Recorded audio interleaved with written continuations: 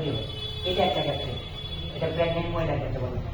Even পরবর্তীতে normally একটা মেয়ে বলে যায় ব্রেস্টে কোনো গলা নাই কওয়া নাই, হঠাৎ করে ব্যথা শুরু হয়ে যায়, এটা থামে তিন দিন ধরে ব্যথা করে, 3 দিন ধরে ব্যথা করে। আগে গ্যাসের ওষুধ সব কিছু গেছে, ভাবছিল বুকে ব্যথা করে, পরে না ব্রেস্টে ব্যথা করে, ঠিক আছে, ব্রেস্টে ব্যথা করে। তো এই আর কি প্রবলেমটা হয়। আমি কি বললাম, একটা প্রোলাকটিন হরমোনের কারণে এটার বলি। আমি কি বললাম, হাইপার ল্যাকটেশন। তাহলে এই ব্রেস্ট পেনের একটা কারণ হচ্ছে কি হাইপার ল্যাকটেশন, মানে মিল্ক সিক্রেশন যদি বেশি হয়ে যায়। হাইড্রোজেন ব্রেস্ট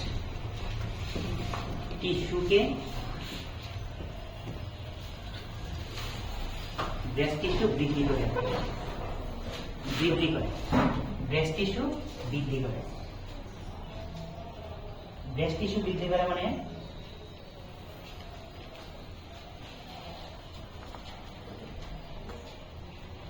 আচ্ছা, হঠাৎ করে কি হবে, যখন ধরেন সাপোজ মায়ের পেট থেকে বইলাম, হওয়ার পরে শুরু হঠাৎ করে দেখে কি বড় হয়ে গেছে, তাই না? তার মানে কি হচ্ছে, সবগুলো কোষ কি হইতেছে, বিভাজন ঘটে।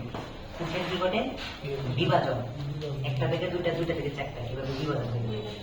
হ্যাঁ, যে আমার বডির যত কোষ আছে সব বিভাজন ঘটে মাইটোসিস করতে। বিভাজনটার নাম কি? মাইটোসিস করতে।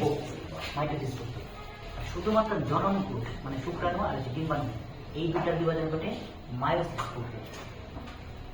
এইভাবে তৈরি করা হয়। তো আমরা বডির যত যা কোষ আছে দেখতে পাচ্ছি সবাই মাইটোসিস করতে। তো মহিলাদের ক্ষেত্রে তখন কি হয়, এই ব্রেস্ট টিস্যুতে এই মাইটোসিস বিভাজন হইতে থাকে। কিসের কারণে? এই দুটো হরমোনের কারণে। মানে একটা থেকে দুটা, দুটা থেকে চারটা। কিন্তু দেন না, সব ঘরের সন্তান কি, সব পরিবারের সন্তান কি ভালো হয়? একটা বিপদ জায়গা না, বিপদ জায়গা।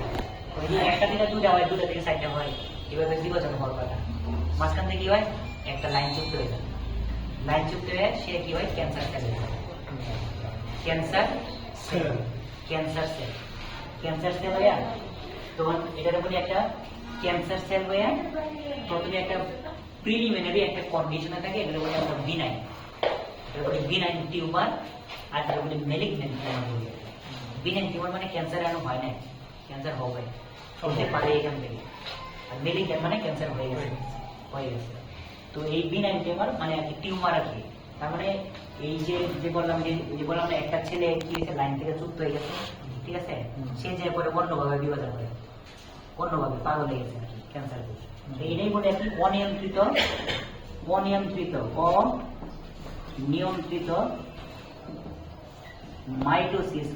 মাইটোসিস বিভাজন করলাম না, অনিয়ন্ত্রিত মাইটোসিস বিভাজনের পর হচ্ছে গিয়ে ক্যান্সার টিউমার। বুঝছেন? এই অনিয়ন্ত্রিত বিভাজনের ফল হচ্ছে ক্যান্সার টিউমার।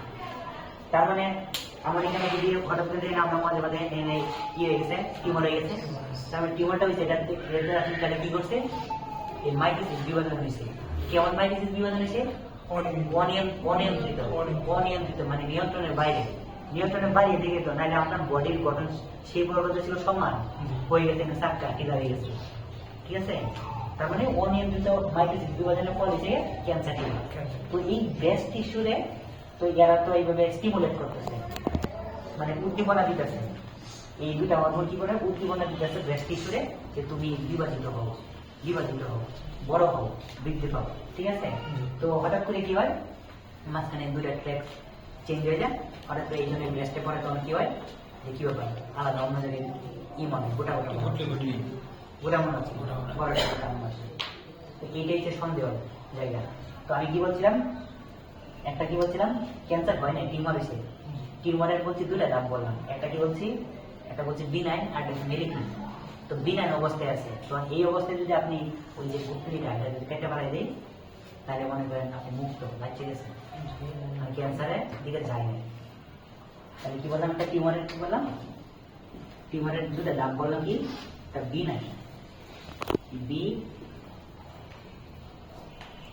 B9 আর এটা হচ্ছে মেলিগনেন্ট B9 আর এটা মেলিগনেন্ট এই B9 টা হচ্ছে কি এই B9 টা মানে ক্যান্সার হয় না আর এটা হচ্ছে কি ক্যান্সার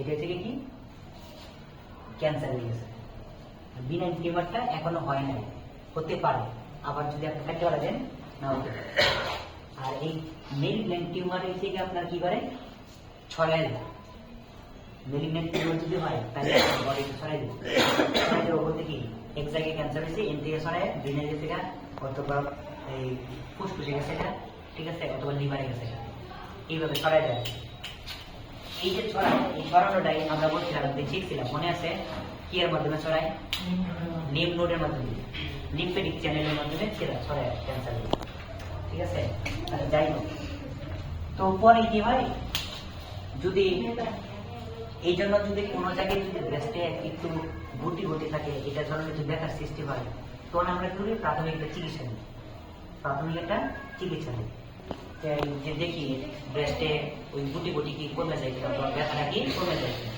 ঠিক আছে